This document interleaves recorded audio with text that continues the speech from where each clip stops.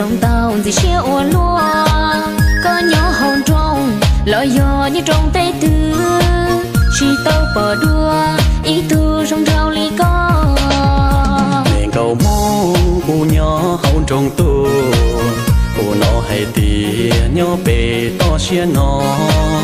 trình chuông cầu mong trình trong cơn cao thiên lý tua sao ê thia tua cho đời nó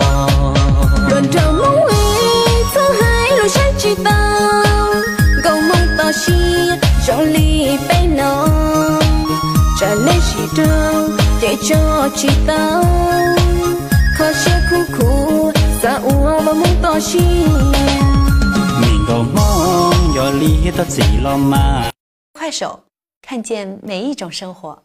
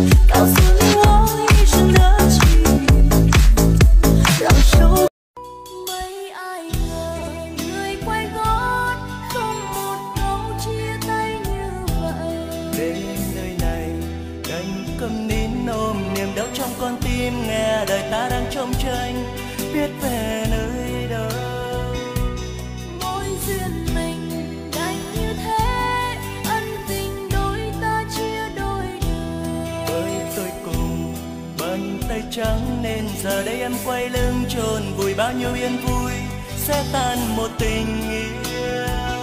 Thì thôi người hãy cứ đi, nếu không còn yêu bận tâm làm chi, nơi đây mình em một mình. Cuộc tình hôm nay em mang đi lạnh lùng quay lưng không chia ly,